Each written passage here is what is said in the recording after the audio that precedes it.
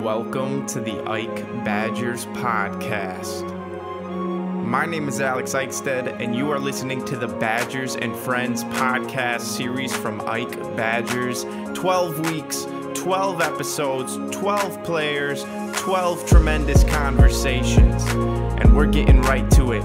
Today we sit down with Garrett Groshek, athlete turned running back, determined to earn his place in the NFL. So hit that subscribe button. Please tell a friend about what's going on. 12 Badgers, 12 weeks, 12 episodes. Let's go.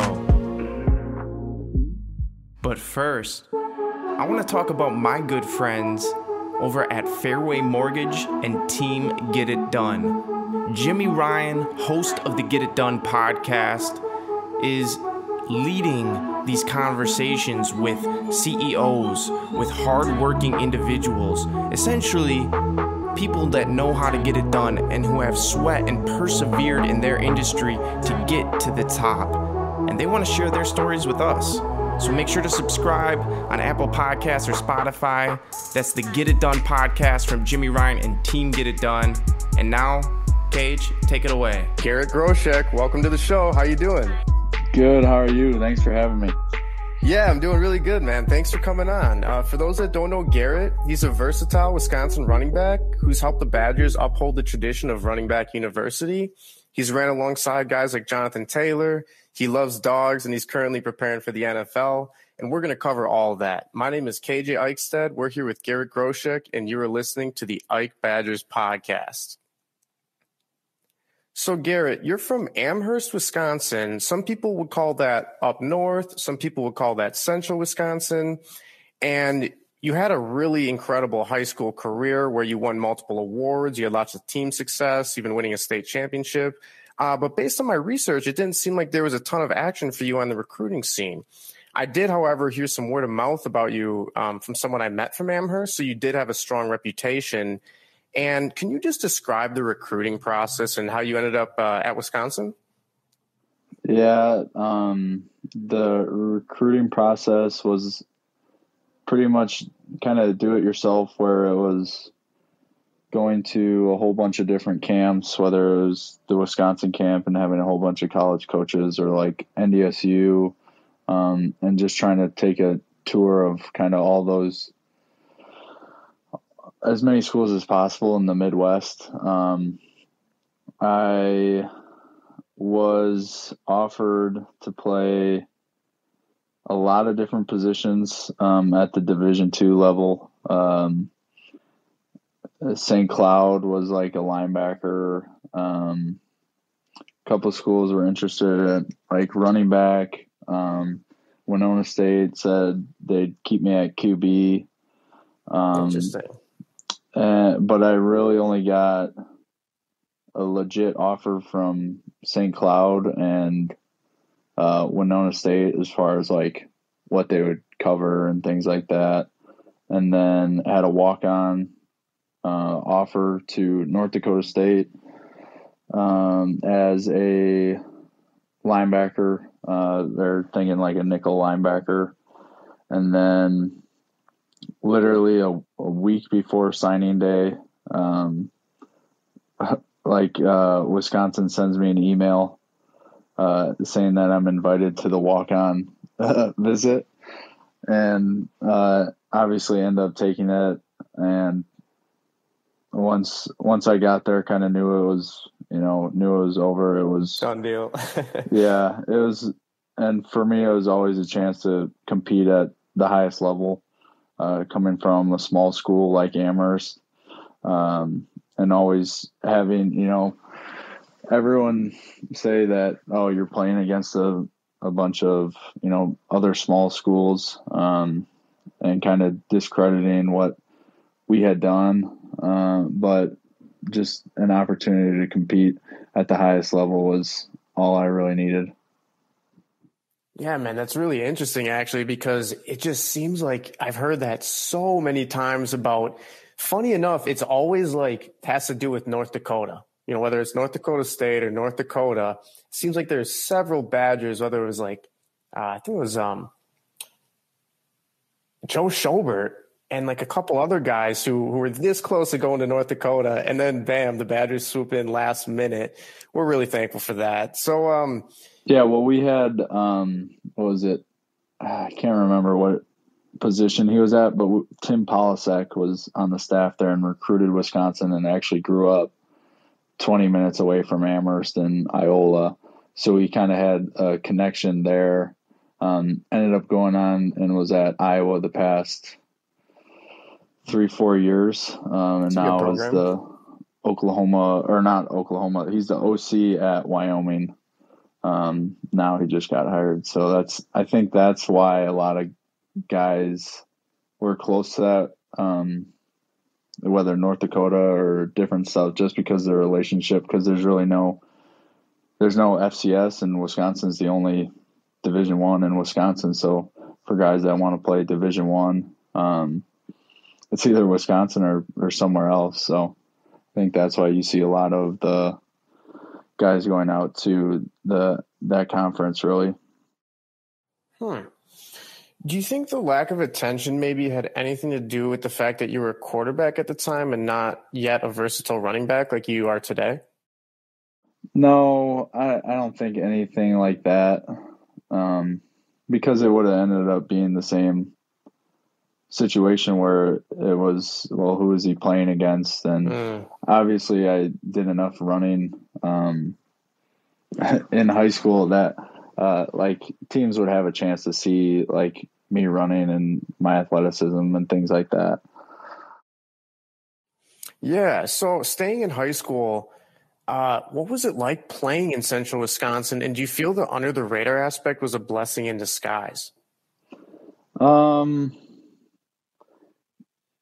not sure if I would say it was or it wasn't. It just kind of is what it is. Where it was just a smaller school and had a good idea that there wasn't going to be a whole lot of people coming into Central Wisconsin, a high school of 300 kids. Not a whole lot of people coming to watch Wisconsin football in general, or at least high school football, as far as like out of state. And bigger schools. But other than that, I mean, we did what we had to do. As far as we didn't care who we were playing or when it was. We were just kind of focused on, being at our best and doing what we could do. It also helped probably having Tyler on the team, because he had a little more notoriety and a little more active recruiting process with like Minnesota and Iowa too. We're having some people watching him on film probably help me out too. Yeah, that's actually really interesting. Do you have a favorite moment from high school ball?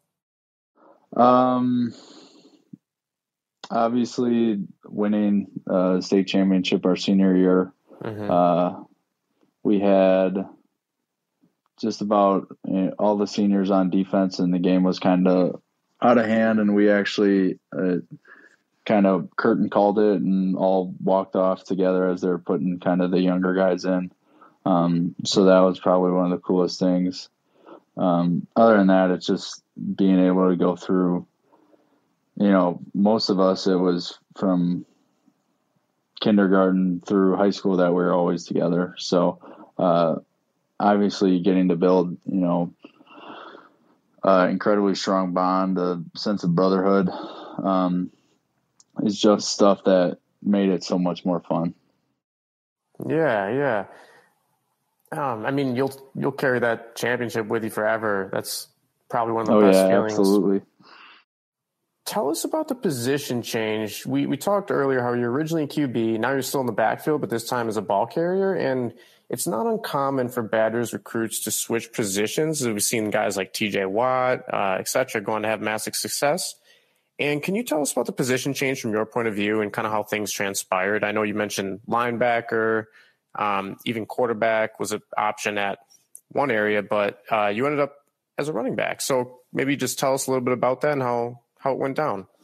Well, I think I technically came in as an athlete to Wisconsin. I don't know if it was we only had, including me, 4 quarterbacks on the roster, or if it was they just didn't know what to do with me yet.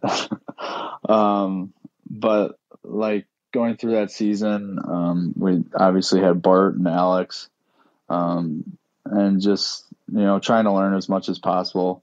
I had a decent idea that, actually probably a pretty good idea that I wasn't going to finish my career out playing quarterback, just because throughout the season I was still doing special teams, scout special teams, and just trying to do anything possible to get on the field as fast as possible. And knew obviously special teams was the most common way to do that. Yep. And then after the season, we go through that season and we're getting ready for spring ball. I think we're like a couple of weeks out, and we're doing some agility stations or something like that. And Coach Chris ends up coming up to me, asks how much I weigh and if I can catch the football. And as a quarterback playing catch all day, that's true. You would hope. Let's just confirm though. I'm gonna ask him. Yeah.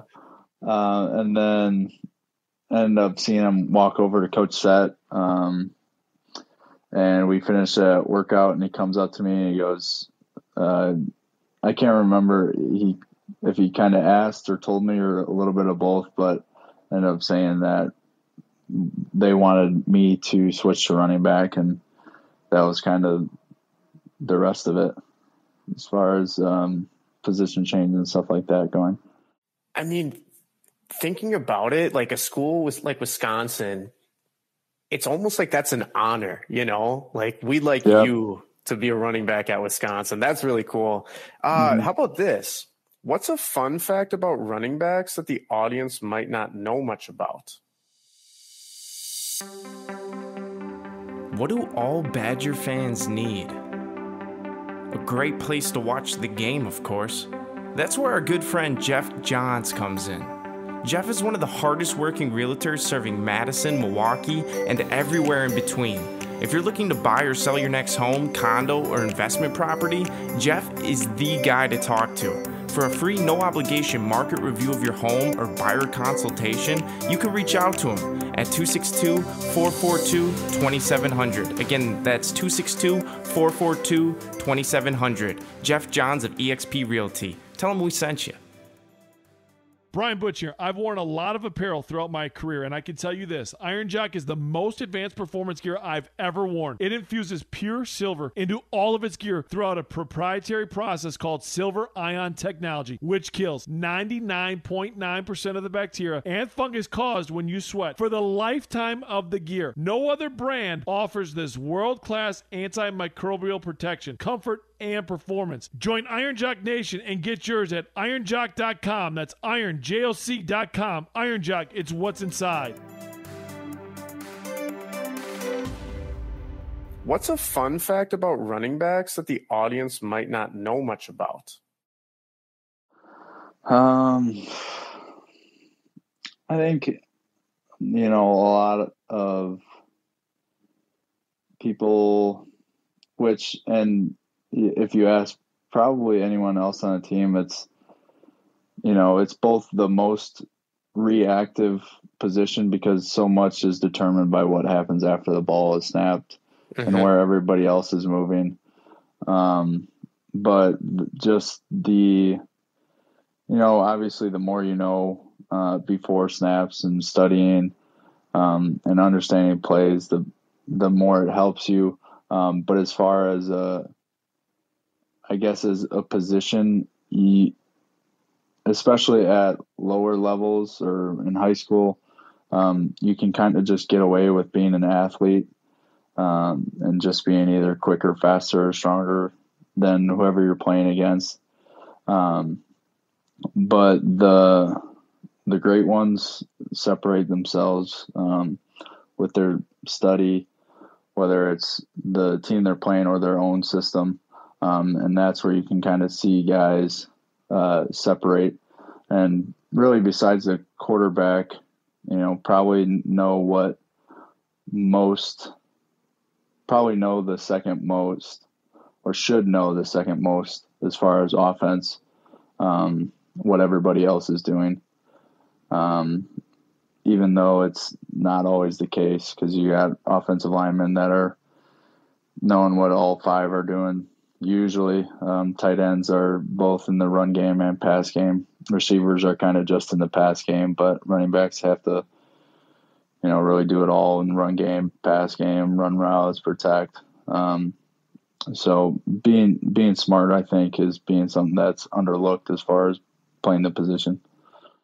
Yeah, I mean, I actually wrote an article on that years and years ago before Ike was very big at all. We had a website called IKESportreport.com way back in 2014. So just to give you an idea of how far back that was, and we didn't really have an audience at the time. But I wrote this article. I called it the Stanford effect, just because I saw a lot of correlation between, that high IQ just translating to on-field success. And it may not be the most, in-depth connection to make, but I just saw all these trends, whether it was like Richard Sherman, Russell Wilson, all these guys. And yeah, man, that's 100% true in my opinion. So Wisconsin is known for having the reputation of OLU, RBU, you name it. They have the longest of players in the NFL, taken at the top of the draft, the middle rounds, undrafted ranks, coming from all sorts of backgrounds, winning all sorts of collegiate and pro awards. And, how much pride did it give you to play a part in just furthering those offensive line university and running back university traditions at Wisconsin? Because obviously the running backs aren't what they are without the line, and the line isn't what they are without the running backs. Yeah, absolutely. That relationship on and off the field is just so important. Just because, the closer you are with those guys, the more you or them are willing to give that extra effort, that extra study and the extra reps that you need to be successful as a unit. As far as, the whole legacy, and it was the same way as far as being a walk-on. And JT used to always say it. He would just say the standard is the standard.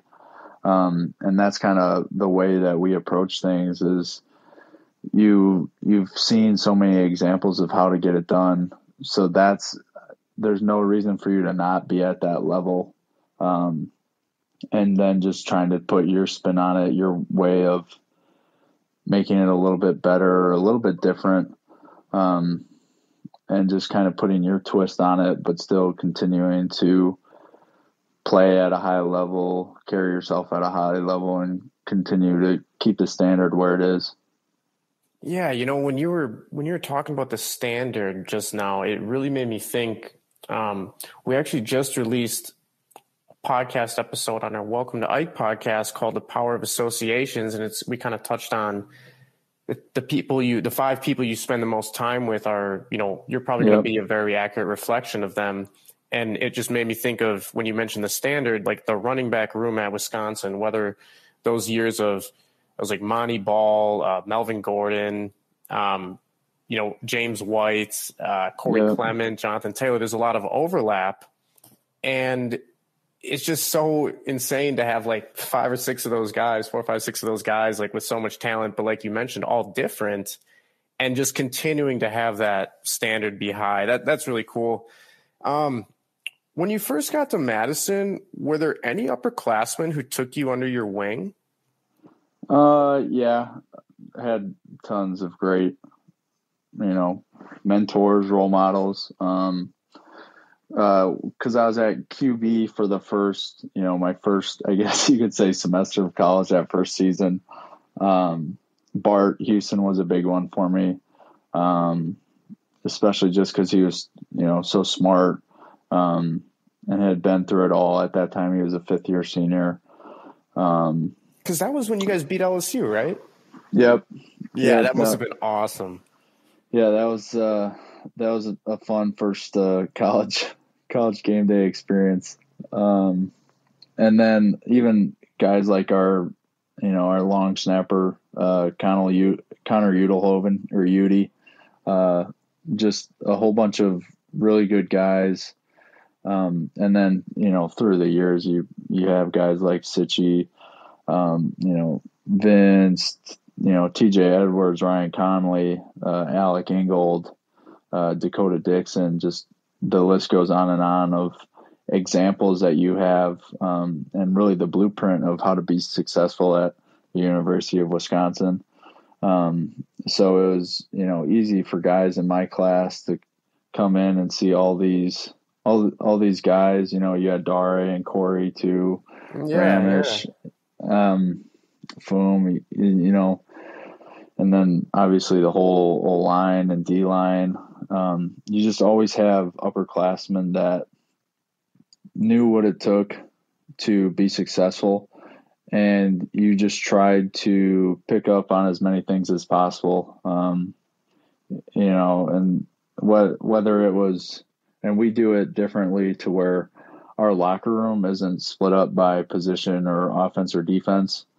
So like my locker was like 2 away from like Corey Clement, like 2 away from Bo Benchwall. Like it was all kind of, and I was right across from Vince. So it's all mixed match and everything. And I think that creates, a chance for guys to create bonds outside of their position room, outside of the offense or defense, and gets you to have learn from different experiences. And that just continues to add, fuel to the fire, you could say, of what Wisconsin is and what Wisconsin will continue to be.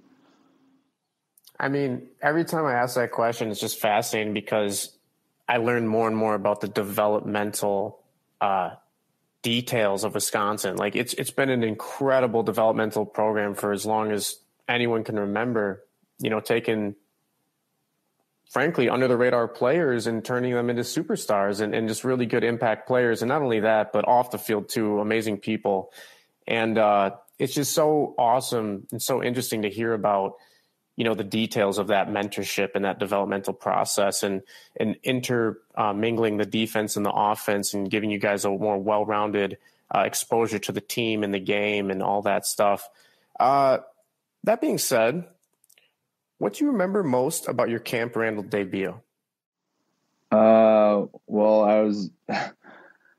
I was able to, Coach Herring threw me in there on special teams against Utah State, and had a pretty good idea that I would play. I wasn't technically starting on anything, but I had been doing a whole bunch of special teams throughout camp and everything.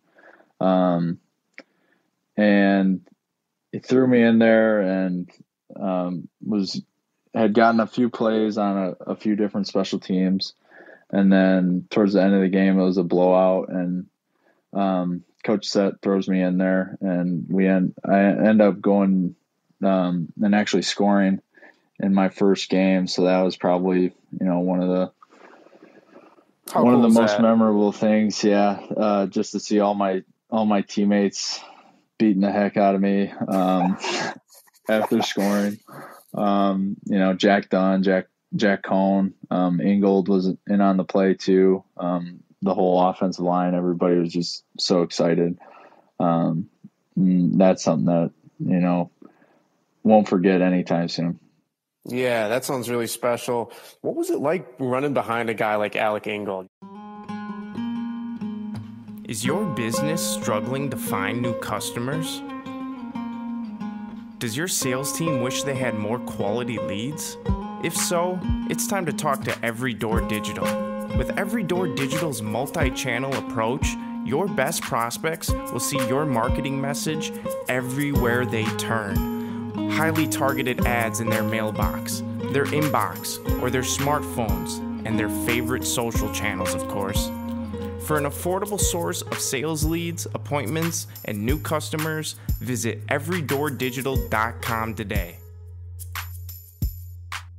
What was it like running behind a guy like Alec Ingold? You know, he's gone on to the NFL and just, I would say, you know, furthered the brand for fullbacks, much like Pat McAfee's done for punters.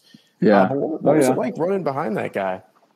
Awesome, because you knew he was going to give everything he had every single play.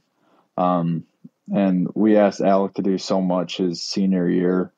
He's blocking defensive ends like one-on-one. Jeez. And every single time, you know, asking him to kind of get the play started and make it right. And for, you know, the running backs that we had, you know, me, JT, Taiwan, and Chris, it was, you know, stay with Alec as long as you can. Yeah. And he'll pave the way for you. And then obviously just, you know, his touchdown to touch ratio is ridiculous, and his couple of hat tricks and stuff like that. To where you can see that he was the total package. And just a great leader, not just for the running backs, but for the entire offense and entire team too. Yeah. So Wisconsin's always produced talented running backs. I have to ask, what was it like playing with a guy like JT? What makes him so special? I could talk about JT all day. He, you know, he's one of my best friends. Got to spend so much time with him throughout college. Because he came in a year after me, and we were pretty much going through a similar learning process the whole time. Always bouncing ideas off each other and things like that. Always working out together. The thing that makes him different from everyone else is obviously has a ridiculous work ethic and attention to detail. Those are kind of things that everybody knows about him, that he's always going to keep improving and always be hypercritical of his own game.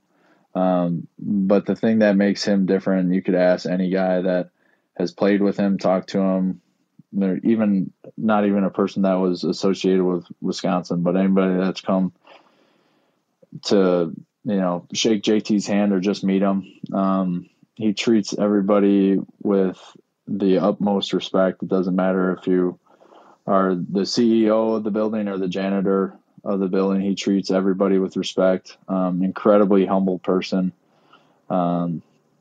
which you don't see a whole lot nowadays, but he is just an even better person off the field than he is on the field, and that's what makes him special.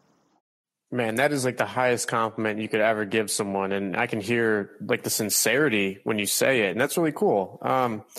So talking about the future a little bit, tell us about Jalen Berger and what makes him unique. Well, it's tough to tell because it's he doesn't talk a whole lot. He's a really quiet guy. Interesting. Which is a nice change up. You know, he came in and it was quiet. It's tough to tell sometimes what he knows and what he doesn't because he's just so quiet. But, you know, obviously you got to see it last year, just the natural running ability. I think he's smarter than people think he is. I know he's smarter than people think he is. I think he's did a good job picking up everything. And now it's just time to keep growing and keep getting better. Yeah, keep raising the bar, as Melvin Gordon and others would say. You know, it's really interesting because he came out of New Jersey just like JT, and you could see the flashes. And I think a lot of Badger fans were like, wow, you know, he's already flashing, and we're just excited to see him keep growing. So how about this, Garrett? What's your favorite part about Big Ten football? You know, it used to be the simplicity of it, where it was where, you know, and I had gotten to the point where just playing in enough games and playing against each team, you know, multiple times for the most part, and playing like a team like Iowa or Northwestern, you know what they're going to do. They know what you're going to do. And it's just lining up and see, you know, who can execute it the best. As far as like Big Ten football, just because it's starting to get a little bit away from from that, as far as offensively, there's not as many teams like us in Iowa anymore. Yeah, the pro style. But as far as the defense goes, and playing against those teams, you know exactly what to expect, and they know exactly what to expect. And it just comes down to who wants it more. And I think that's what makes college football what it is and makes the Big Ten what it is. Yeah, we're very prideful about the Big Ten at Ike, so don't worry. We're going to keep advocating for it no matter what those SEC people say. We give out the SEC their respect, but we're firm advocates that Big Ten is top too. Yeah. Tell us about the pre-draft process. How was Pro Day and what's next? So for most people, the pre-draft process, and for me it was go somewhere to train. I ended up going to Nashville, and actually the same spot that Alec Ingold went to. So I got a good referral to go down there and train for 8 weeks or so, usually with us, just because our pro day is usually early compared to most schools. It did seem early this year. Yeah, we're always that second week of March, or that second Wednesday of March, really. And then, some guys will have all-star games and stuff this year, obviously being a little different with all the COVID. In between their training and pro day.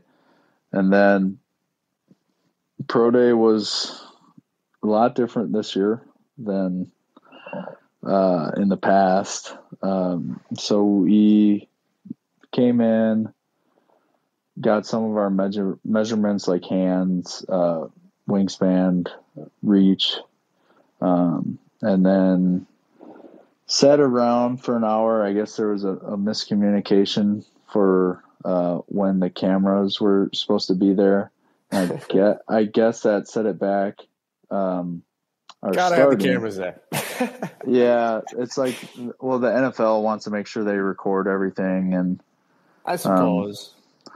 And then, so I guess that put us behind schedule, and this is the first year that NFL scouts were actually running our pro day. Usually it's our strength staff that is doing it. So, and then straight from height and weight, we had probably 10 minutes to warm up for 40s. I know myself and a few of the other guys had, I think, one start practice rep before actually running our full-time 40s. That's what I was thinking. I was like, what about if you guys are like warm and then had to cool down or something? But yeah, keep going. This is really interesting. And then literally from, you run 140, everybody goes through again. And then literally from the time I finished that second 40 to the time I did my pro agility was probably 5 minutes, which was, not any, not any amount of time to like get any practice reps or anything, like change, like for me, I changed shoes, like, and it was probably less than 5 minutes, to be honest. Where it's like, let me get a drink of water, like catch my breath, like go through a couple of drills, but we didn't really have a whole lot of time for that. And then on top of that, they decided to, or I shouldn't say that the NFL, I guess one scout decided to also start the 3-cone. So from doing my 1 rep of pro agility, I walked, got like my sweats on, and then walked straight over to the 3-cone and had to take it all off and do my 1 3-cone rep. And that was it for the pro agility and the 3-cone, which I had never seen done before, going straight to, or having that little amount of time to transition. So we basically didn't have any time to practice a 3-cone because we were walking straight from our pros to our 3 cones. And then from there we went broad jump, which was pretty much everybody just, walking over to the broad jump. And once everybody was there, it was probably a minute, and then everybody started to go, which at that point you're kind of warmed up anyways, or should be, and just get a couple practice jumps in along the side. And then from there, it was throw your tennis shoes on and do the vert, which then they actually waited for all of us to finish our broad jumps before we did the verts. And then from there, it was to the bench, which they gave us a good amount of time to get warmed up, probably 10 minutes or so. And then from there, it was, I believe, the O-line went. So Dietz and Cole did their position work, which was 10 minutes, probably, maybe 15. Then Goose and EB did theirs, and probably similar, not quite as long as the O-line. Then Isaiah went and did his D-line drills and was rapid fire through those, and probably got them done in a total of 5 minutes doing his, but just was rep after rep. And then we had me and Mason, and then Crum and AJ. All 4 of us were going to run routes, and we each ran a total of 6 routes, and that was it. So guys like me and Mason, who, if I don't think there's ever been a pro day where there hasn't been bags involved, agility bags involved for running backs. And was super strange that it was literally 6 routes and we're done and the scouts were out of there. And it was like it's almost like they had a flight to catch or something. Yeah, everybody was ready to be done, I think, for the scouts, because I think they had 2 pro days the day before with Northwestern and then Whitewater, and then we're coming to ours, and whatever with the camera miscommunications and them running it and not being as organized. I think everybody was, at least for them, they were kind of ready to hit the road or whatever. Yeah, it just sounds like a unique year. It is a unique year, but especially unique. It makes me think of players last year. I think it was Jalen Reagor did a personal combine or something that he threw on Instagram, and obviously, it's not as the settings, who knows what the settings are actually like, but it makes me think of, it doesn't really sound like ideal circumstances. And I also thought of, as you were describing that whole ordeal, it just makes me have a lot of respect for the Wisconsin way. And obviously I've always had respect for it, but just not one of you guys, took to social media to maybe complain about how it went. You know what I'm saying? There's a lot of stuff that was out of your control that frankly probably didn't help your scores, the whole being cold, the whole disorganization. And you didn't hear a peep out of that, and we're very in tune with the Badger community. But you didn't hear a peep, and you just wonder, would it have been the same if this is a school like Michigan or Texas or, just something where, I don't know. It's just a lot of respect for Wisconsin for the way you guys handle yourselves. And this is no different. So moving on. I think part of that reason is it just was, everything just happened so fast that everybody was like, did that really just happen like that? And we were just, it's over now. There's nothing you can do to change it. So, I guess kind of, it all comes back to control what you can control and do what you can. But once it was over, it's over. And now it's on to getting ready for actual football and not training for those specific combine drills or pro day drills. Yeah. Real quick for our next question, can you tell us how, you went about the process of getting your agent? So my agent is actually Alec Ingold's agent and is actually Coach Settle's agent. So, and he was pretty much the only guy that I had talked to, Kyle Strongen, and him and like the whole MGC, which is that agency, was really the only people that I talked to.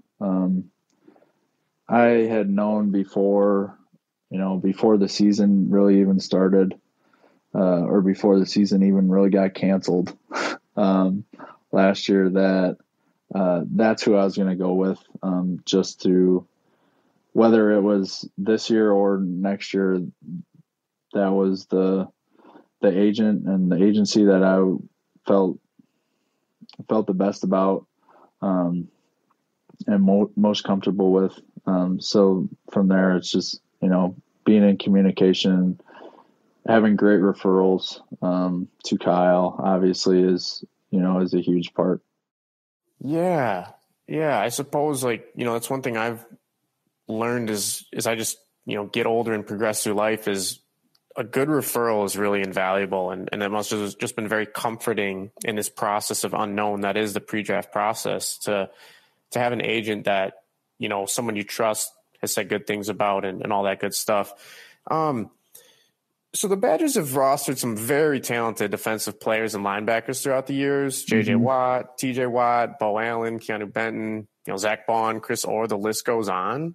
Let me ask you this, Garrett. Who is the best Wisconsin defensive player you've ever gone up against? Oh, man. I really wouldn't count. Obviously I was there on scout team when TJ Watt was there, going against, Ryan Connolly, Dakota was a handful, TJ Edwards, Zach Bond and Andrew Van Ginkel, Leon, Garrett Dooley. I don't get to go against the defensive line a whole lot, so which is a good thing. But we've had some really good players there, obviously. Isaiah Loudermilk's up there and Olive. But the guy that I think stands out the most, and just the consistency and the effort and the IQ, I think the best guy is Chris Orr. I knew you were going to say that. I had a feling. Man, we just hear so many good things about Chris. He was I think he was our second podcast guest. Yeah, he was our second podcast ever on the IKE Badgers Podcast, and we're so thankful for him. But in the words of, I think it was in the words of Colin Larsh, Chris Orr is the single best leader I've ever been around. Absolutely. And it's just everyone else is no doubt, 100%. And man, that is awesome. That's really cool, because you just named a bunch of really, really, really talented guys. And I was I wonder if he's going to say who I think he's going to say. And sure enough, man, respect. So how about this? Who is the best defensive player not on the Badgers you've ever gone up against? That's easy. Chase Young. Oh, yeah. Man, it's not close. Yeah. We played against, I was younger, but played against Nick Bosa.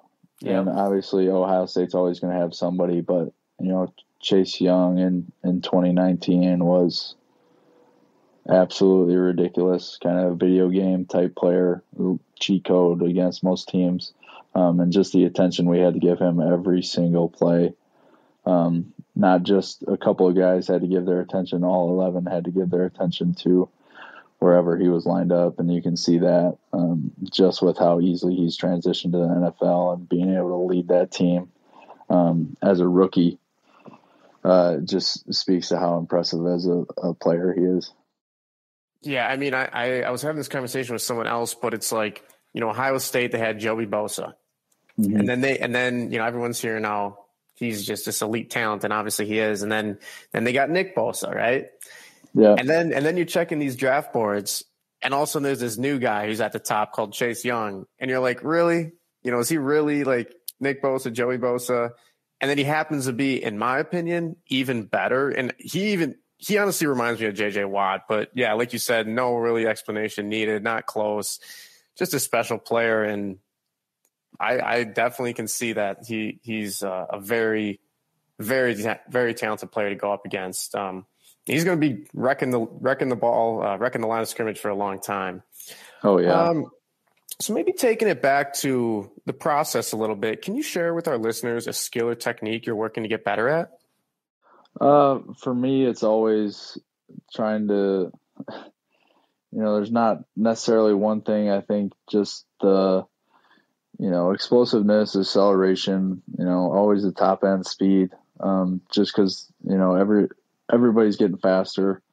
And you're seeing the ability to run and run fast is, where the NFL is kind of going. Obviously, you still have, the big fellows and everybody that's got to be big and strong, but it's trying to find the right balance between, the strength and speed and the size and speed. And at the end of the day, just trying to be as fast as possible. It's a great goal. If you were to describe Garrett Groshek's personal brand, how would you describe it? Quiet. I am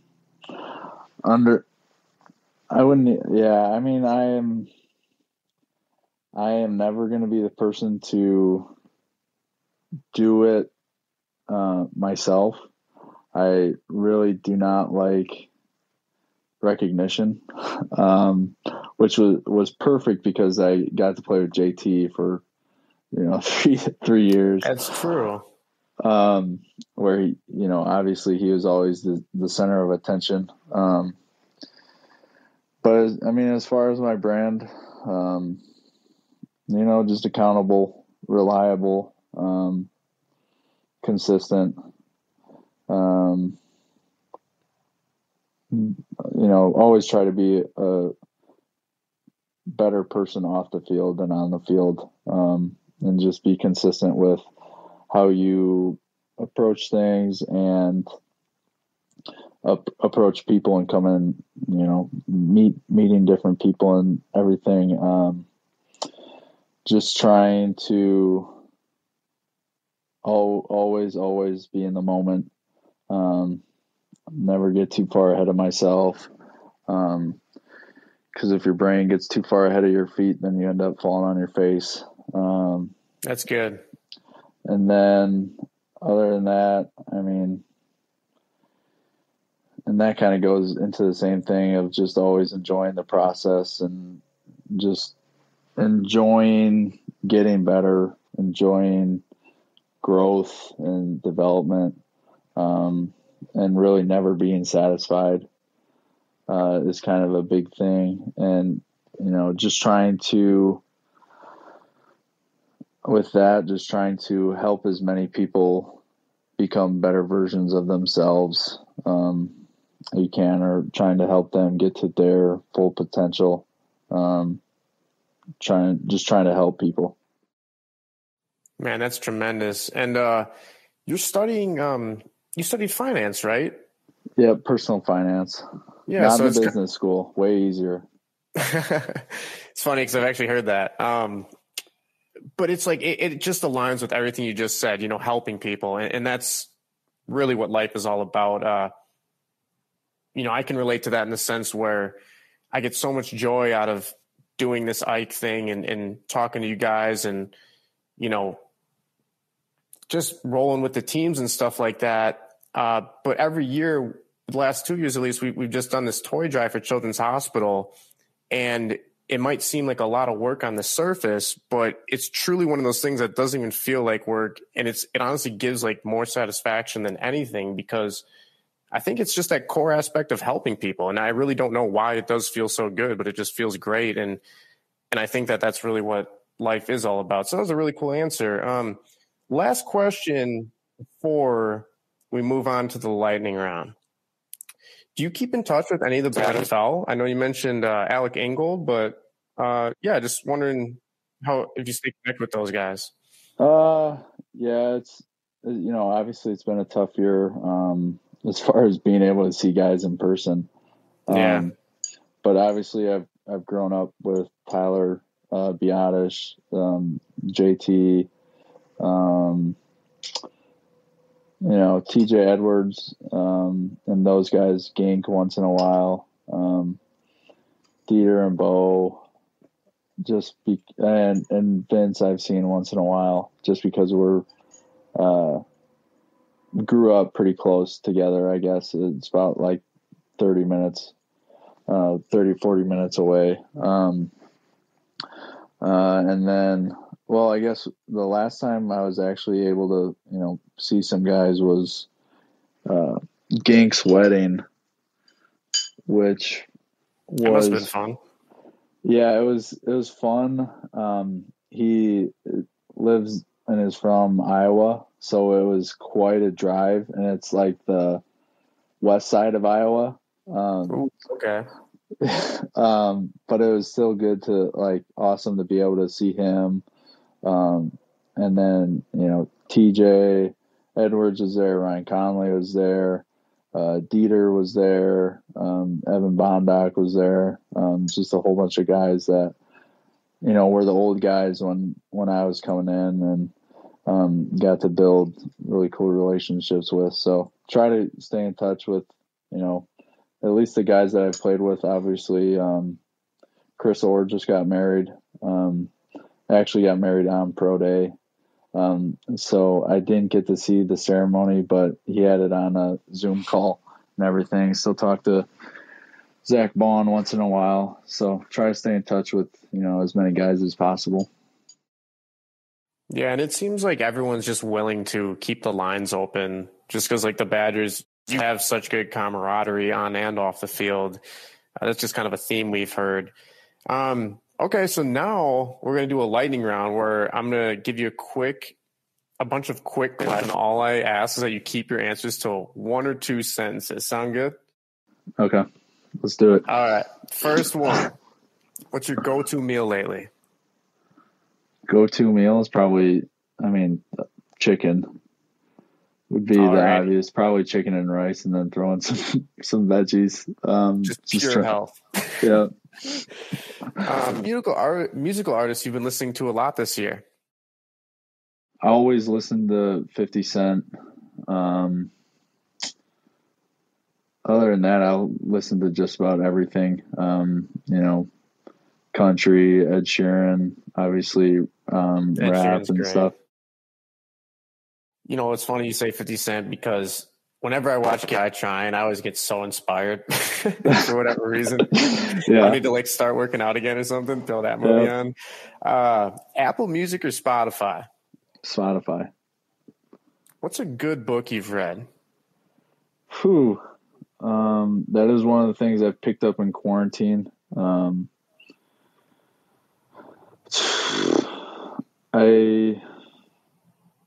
Right now I'm reading Green Lights by Matthew McConaughey.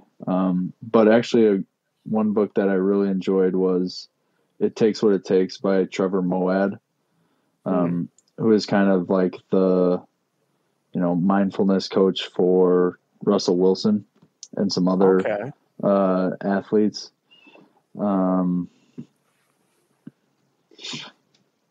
than that, I've read David Goggins, Can't Hurt Me, Jocko Willick's Extreme Ownership. Some of those, Wim Hof. But yeah, I've actually got Green Lights in my bag. I picked that up. I started in midst of it, but I think Sanborn is reading that as well. What's your favorite class you've ever taken?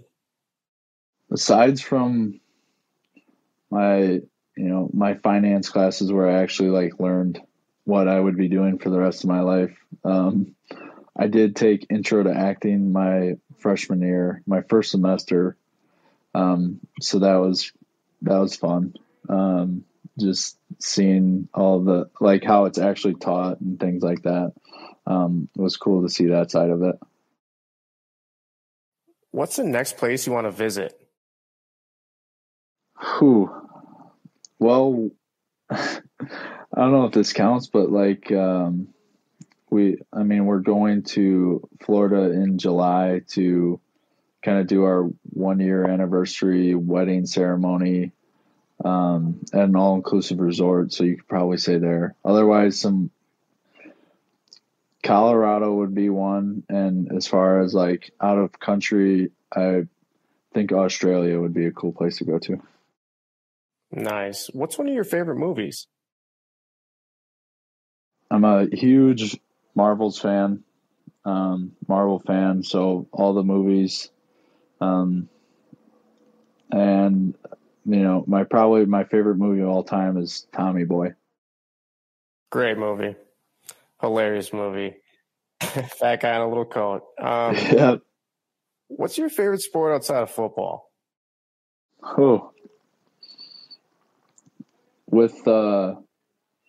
I have started watching UFC a lot more. As far as like playing, love to play golf, but just costs money, so it's takes some of the joy out of it, especially when you're not as good. Yeah, stick with it. It's super. I played a ton of golf last year. Just there's not much else you could do, but it does cost money. But it's a great life skill, especially financial advisor, or if you decide to pursue that one day. Last question, the lightning round. If you could start or pursue any charity, what would it be? Well, with me doing like financial planning and being a personal finance major, some type of financial literacy would probably be what I would like to do and be able to be the most involved with, I think. Yeah, Lord knows they don't teach enough of that in school, so that's really good.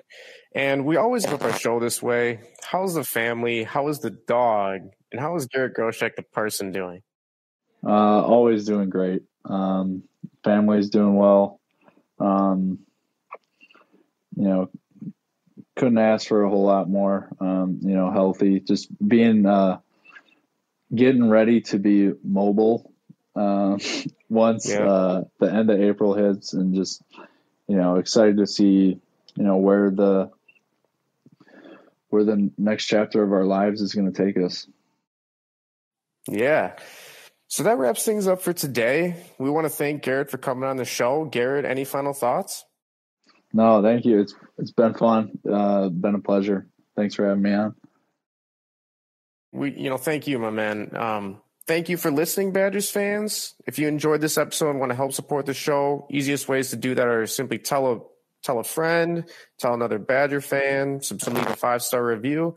Any of those things is really appreciated. And if you're on Twitter, that's a great way to connect with us and other Badgers fans as well. You can find us at IKE_Badgers, where we post analysis, highlights, and more. And we keep it pure sports without the politics. And Garrett, do you want to tell the listeners the easiest way to get in touch with you? Easiest way, I guess, social media for the most part. Twitter, Instagram. Still check Facebook or LinkedIn once in a while. But yeah, those are probably the easiest ways. Awesome. So lastly, if you're in a business and want to talk branding, send us an email at welcome@ike@gmail.com. We have a lot of exciting things to come. My name is KJ Eichstaedt. This has been another great episode of the IKE Badgers Podcast with Garrett Groshek. So until next time, Badgers fans, we're out. Thank you for listening to this episode of the IKE Badgers Podcast. The Badgers and Friends series, we're excited that you're here, and we thank you again for listening. If you want to help the show, please subscribe, tell a friend, and leave a 5-star review on Apple Podcasts. That's how we can continue to give great value to you. Badgers fans, more great episodes on the way. Until next time, on Wisconsin.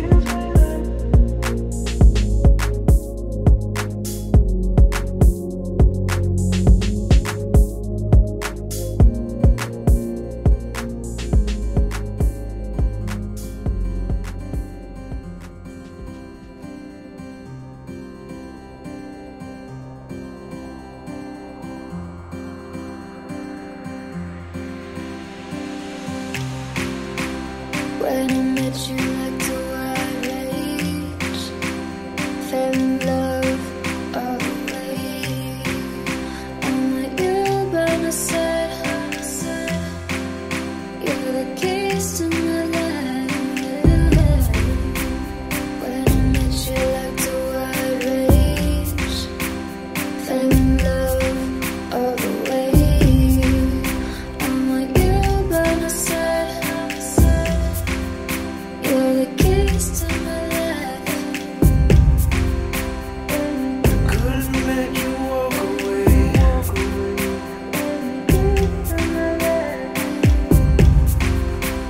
I'ma never let you walk away.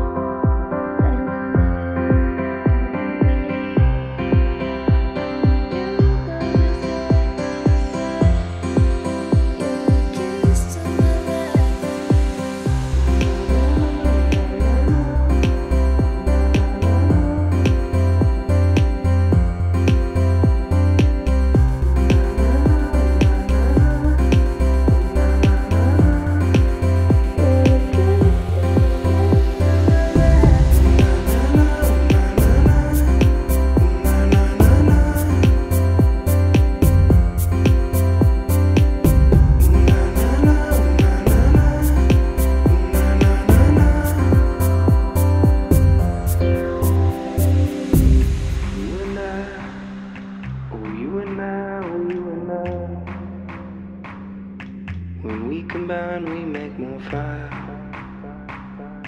Look to the skies and I see you smile. Yeah, babe, 'cause I know you. Inside and out, yeah, I know you, babe. Inside and out, and you know your love to spread you your word of mouth. Don't think I'ma stop, no, no.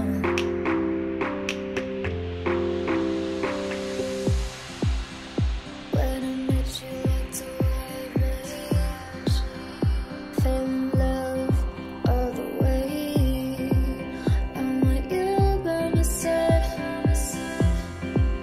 you're the kiss to my life. When I met you, like the wild rage, fell in love all the way. I want you by my side, you're the kiss to my life.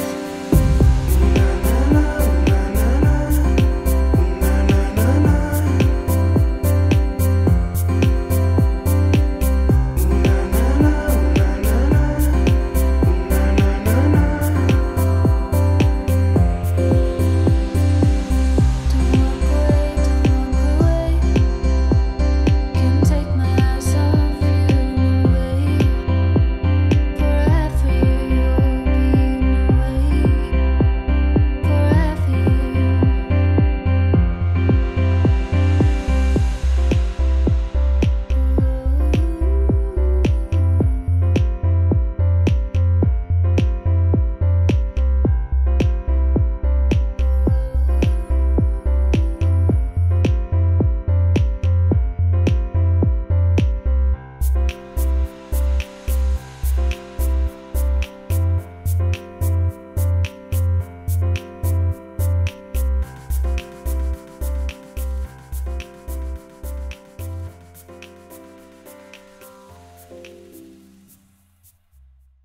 Welcome.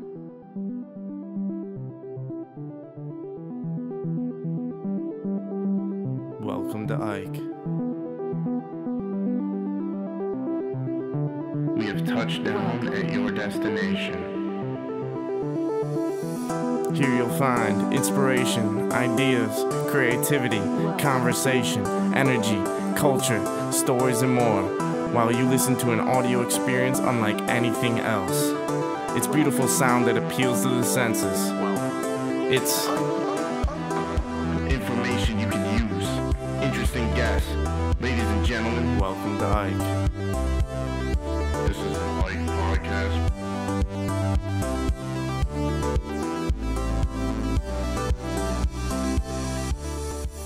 Hey everyone, it's Ike here, co-founder. We have a great show for you today, kicking off the first episode of the podcast. KJ, myself, Max, and Chris sit down and we talk big ideas, and we're happy you're here. Welcome. Welcome to Ike. My name is KJ Eichstaedt. I'll be your host, and we're going to get right into it.